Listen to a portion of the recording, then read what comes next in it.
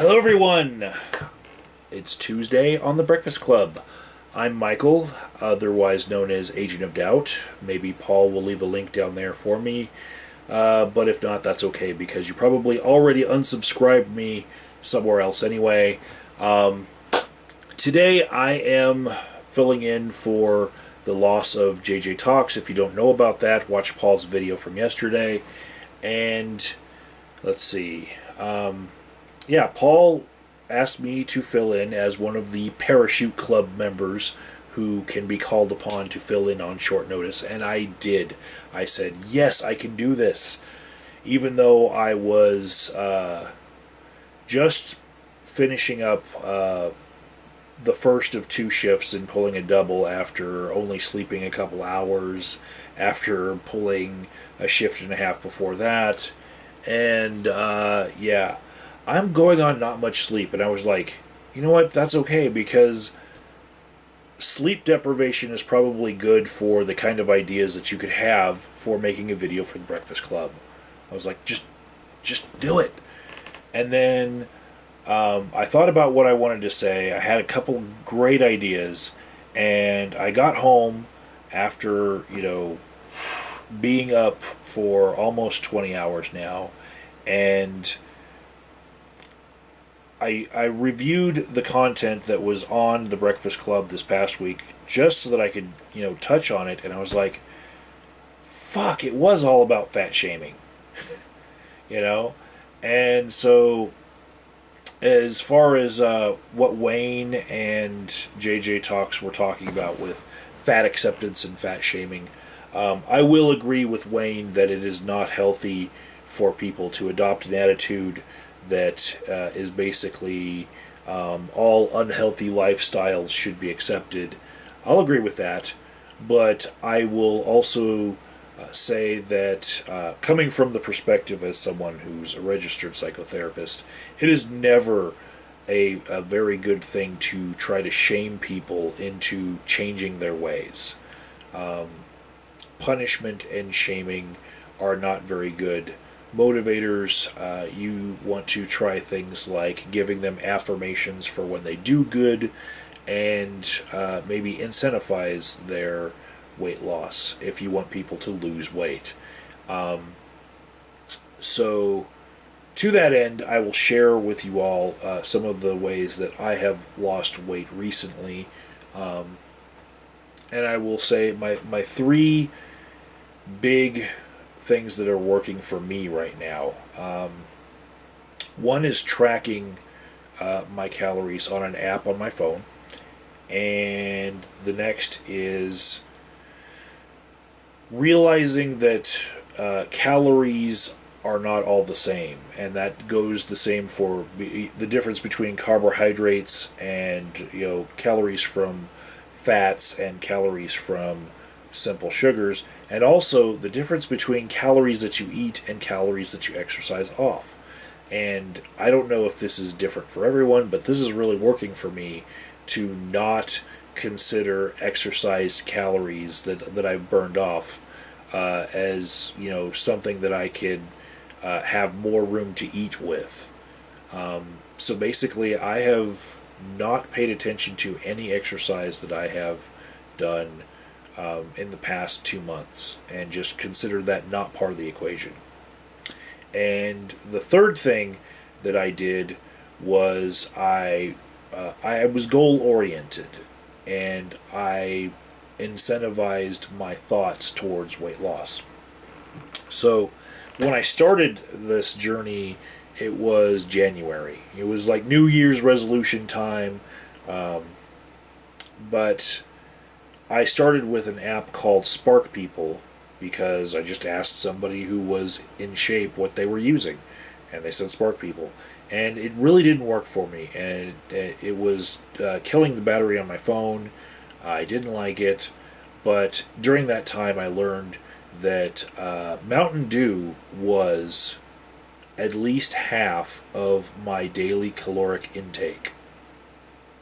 And it probably had been for 15 years of me drinking 3 to 8 cans of Mountain Dew a day. Just like Aldous Valor might smoke cigarettes in all of his videos, I would crack open a Mountain Dew with one hand in all of my videos, and I got known for it here on YouTube. And when I stopped, I didn't hear the end of it in my comment section. Heathens. But just stopping the drinking of Mountain Dew like I did on January 4th, 2016, that did not peel the pounds off of my body. I was still compensating after that by drinking things like orange juice, which has a lot of calories in it. Yeah, and not really watching portion control and just basically eating all of the calories that I used to be drinking. So I started getting more serious about it, and after I had deleted Spark People for fucking with my phone's battery life, I got a new app called MyFitnessPal, and it's sponsored by Under Armour. So it's weird that it has more functionality that I like to use, but basically you just plug in what your goal is, how fast you want to lose, and you just track everything that you eat, right? And so in little food diaries, it'll tell you the calories of everything that you put in. You don't have to know the calories yourself. It's got like a giant encyclopedia in it, so that makes it easy to use. And see, yesterday my goal was to eat 1900 calories, and I was 31 calories over. And given that for my weight, I think it takes 3,000 calories a day to maintain it. 1900 is, in the weight loss zone, and so if I hit over by 100 or 200 calories, I'm probably still going to lose weight. It's not an exact science, and you can't beat yourself up about it. But what I have noticed about counting your calories on these apps is, if you're like me and you like video games and you're very success oriented with little games like this, this will make you stop eating snacks, because if you do, then you lose points on your app, and you lose from your total, and it's like a video game with your life, with your weight. And so that's why it works for me. So I can show you, it also has something for progress where you can weigh yourself. There's a graph there. That's what my weight is going to be doing. It's just going straight down. And I've posted this on my Twitter. I am actually down to a weight that I haven't been since 2012, when I had the flu. And I was puking, and I was married to the toilet, and I couldn't eat and keep things down for a week. And so to get there in a healthy way, where I haven't been hurting, I haven't been starving, that's a good thing, because this is something that I can maintain and keep going down from. After I lost that weight after the flu, it came right back on as soon as I kicked that flu bug out of me. So now I'm down there for real. And the thing that incentivized me in this weight loss journey, well, first was wanting to not look like a hypocrite when I'm talking to people that have substance use problems, people that are afflicted with addiction, which is part of my job. And so I got to thinking, well, how are they going to trust me when I'm telling them methods to help avoid triggers that might lead them back to a crack pipe, if it's obvious that I can't avoid triggers that lead me back to a Twinkie, So wanting to project an air of success in what I'm saying, and looking like I practice what I preach was a goal of mine. But also, um, I have been climbing the ladder of certifications within my field, and I'm going to be getting another level of licensure very soon. And within a couple months, I might be applying for a different position. And in an interview, I would like to look like I don't have an overeating problem when I'm trying to counsel people on, not indulging too much in their vices, you know? So that's part of it. But the real incentivizer for me was framing the the goal and framing the reward that I'm going to get in such a way that it really is compelling. And the way that I did it was I thought about, if I get this job that I'm trying to get, that I'm working towards, what will be the net gain over, say, the rest of my working life? And at my age, I figure I'm going to have to work another 30 years before any kind of social program like Social Security or Medicaid will take me in. So 30 more years I have to work. What's the difference in pay between that job that I'm trying to get and the job that I have now? And it turned out that over 30 years, I'm going to make $1 million more if I can land that job. And this is something that's like tangible and real. It's not like a fake ad on TV or on like a pop-up ad on your phone saying, do this and we'll give you millions. No, this is like, I can actually do this. This is in reality. All I have to do is make the decision to be that person, and I will have $1 million more.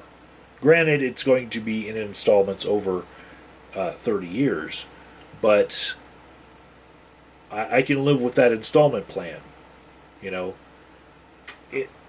That reframe for me was such an incentive that I decided, you know what, I'm ready to do this.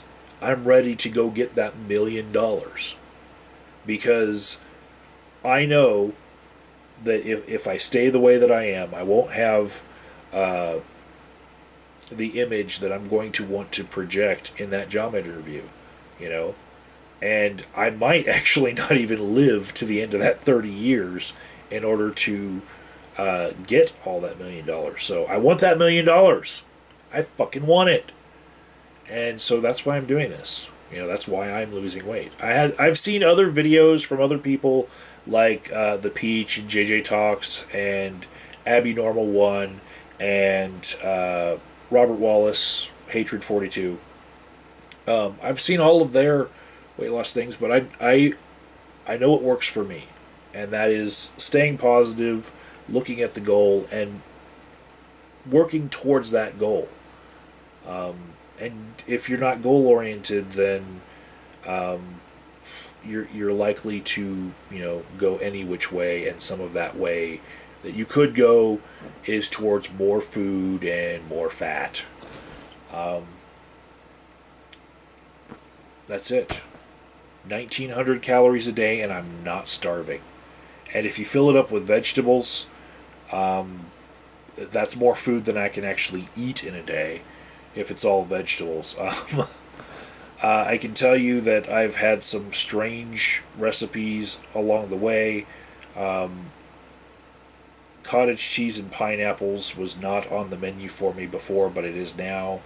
I make some mean Brussels sprouts in olive oil with Tony Chachere's on top and some soybean-based bacon bits. The fake bacon bits, the Bacos. They go well with my Brussels sprouts. And I enjoy the food that I cook. I seriously do. But if I wasn't talking about this whole fat shaming, fat acceptance thing that everyone was talking about on this channel for the past week, what I would have been talking about, what I was led to by sleep deprivation, I had three topics. One was I want mandatory voting in America. Like, there's a whole bunch of Bernie bots out there that were like, you know, Hillary Clinton stole the election, even though like she got millions of more votes than Bernie Sanders. And what I'm saying is, if this came down to slacktivists having a mouth on Facebook and YouTube and not actually walking down to the fucking polls, what I want is mandatory voting. And how I would work it in my imagination here would be we change the entire system. We rewrite the Constitution in America so that there's no gerrymandering. We all have a direct vote that gets to be seen directly. We're all part of like one big fucking country, one state, and everyone's vote is the same, no matter like what the population of your state is or how your fucking districts were drawn. Everyone's equal. In my mind, this is how it's going to work. You get a fucking password just like logging into your fucking email, and you do a web form, and at the end it has you print it, and then you print it off your home computer, you put your thumbprint on it yourself, you sign it, and you mail it in. And if anyone ever wants to fucking audit this system, there's all the mailed in things that everyone sent. Now, if someone chooses not to vote, just like how they did the Affordable Care Act, we make them pay more taxes. Like, say, a $500 tax break is lost. You don't get that deduction because you didn't vote, right? And maybe that would incentivize people to vote. Like, you get like $500 if you speak your mind, right? And if somebody doesn't vote, what they have to go through is, like, the local sheriff gets a little dispatch message, and they go knock on your door, and they say, hey, we haven't seen any voting from you. Would you like to vote right now? Or you could sign this other piece of paper that says, I don't want to vote. It's just so that we know that you exist and you've been given a chance to vote. You know, if you want to spoil a ballot, fine. We got to check for that you don't fucking care. But at least tell us that you don't fucking care. You know, and make it like a legal thing where not the sheriff would like arrest them, but like if they don't even want to check the box because they think that they're going to get like eternity in hell for accepting the mark of the beast, then the sheriff like hits a button on his little video recorder on his shirt, and it shows that the person rejected having anything to do with it, and then that sheriff can just like report it and say, okay, we're going to leave this fucker alone. But basically, everyone who wants to vote gets to vote, but everyone who might have forgotten, maybe they couldn't because they had to work that day, everybody gets the opportunity, and everyone gets checked up on. And we go for 100% participation, right? And what would we get out of that? Well, probably we'd have to have politicians that would play on a different political field because they would have to represent those people that didn't want to vote before. You know, they would have to represent that constituency that had the young people that are hard to motivate. And, you know, if this kind of thing were, say, instituted in, say, the UK, we wouldn't have had them voting for a Brexit, right? Because the young vote would have come out because it would be mandatory. So that was one of my ideas that I had to talk about. Another one was, I think that everyone in America should have a case manager. Like, we might want to like make this like a government whole wing, like a department of case managing everybody in America, because I've found that there are a lot of people who have a lot of simple problems that they just need a little kick in the ass, right? So let's say like the government paid for every 1,000 people in America, the government employed one case manager, right? And so that one case manager every day would visit 3 people on his caseload, right? His or her. And they'd knock on the door and say, hey, this is your yearly case management checkup. Do you have any needs that aren't being met? Is there something that I can do for you? And I'm talking like give them resources on how to sign up for the affordable health care through the healthcare.gov website. Lead them through, hold their hand through that. Do they need to get driven down to the DMV to get an ID card, or take them to the Social Security office to get like their Social Security card? Do they need to know what kind of grants and what kind of funding is out there for if they want to go back to college? Do they just need to be asked the question, hey, what are you doing to further yourself in your life? Like, give these case managers all of the resources that they would have if they were just working in a normal program for mental health, but then like apply that to the entire fucking nation, right? And just I think just the requirement that someone get visited by a case manager and get asked the question, hey, what are you doing to advance yourself in your job and your education?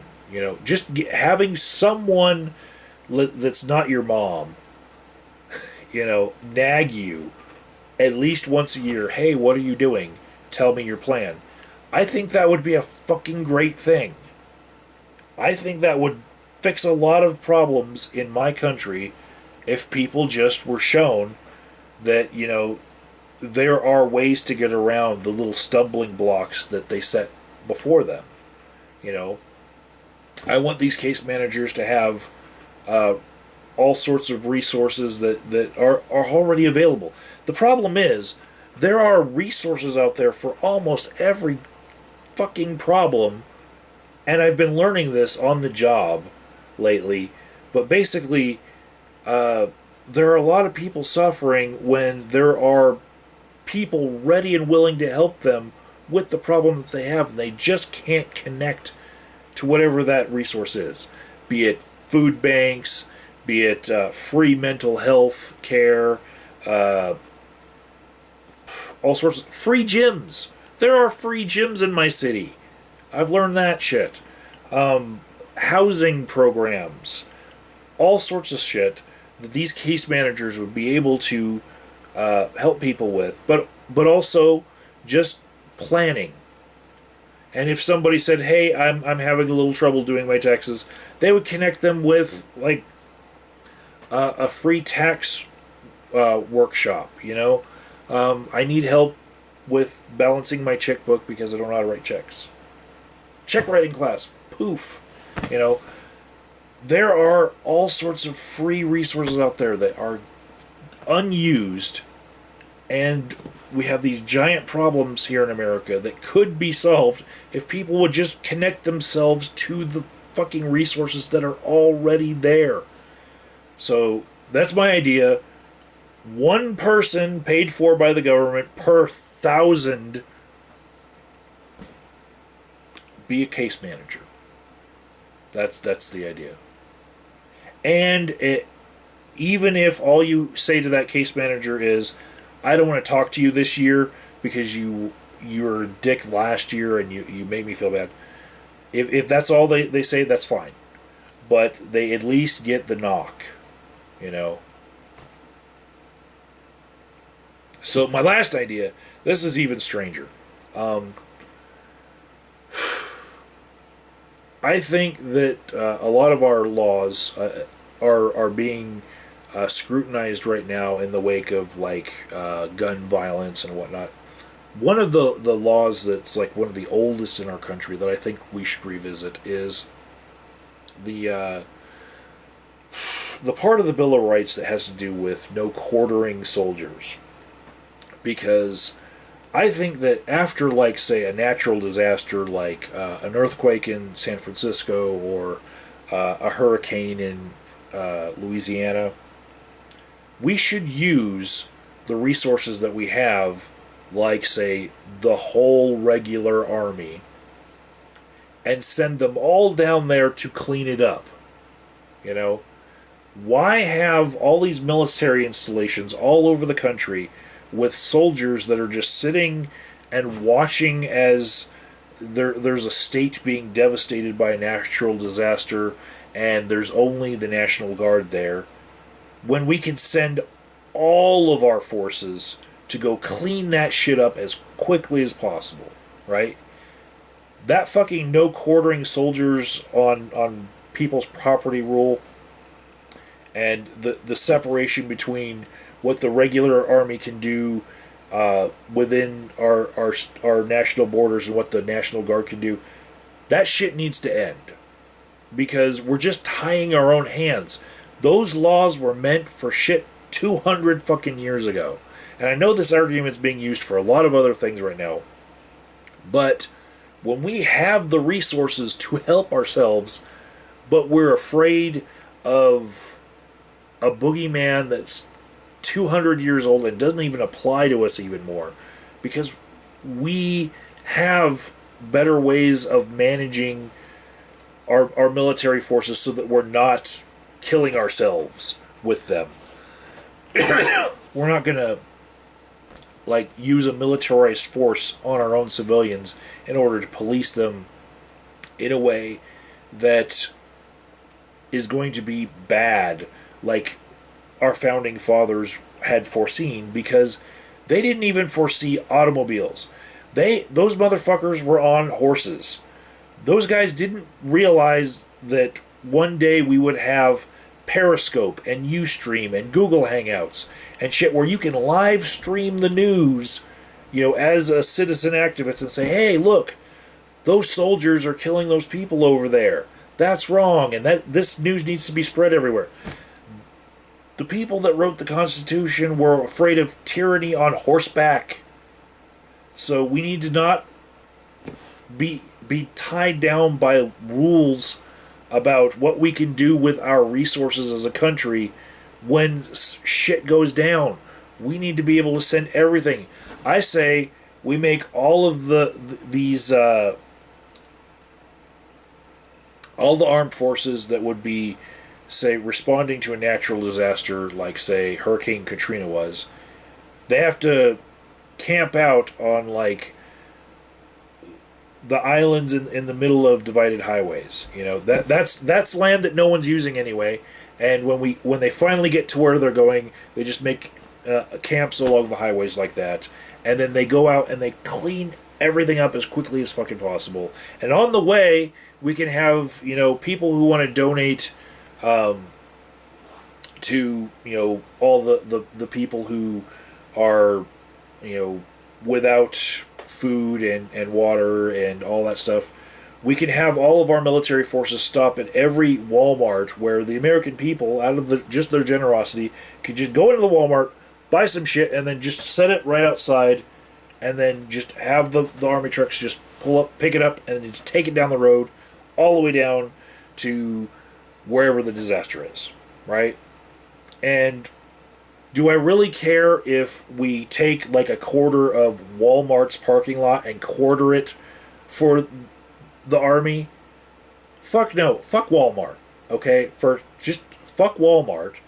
And are they really going to miss that quarter of their parking lot that much if the whole plan is that people will go buy something from Walmart and then throw it in the donation bin?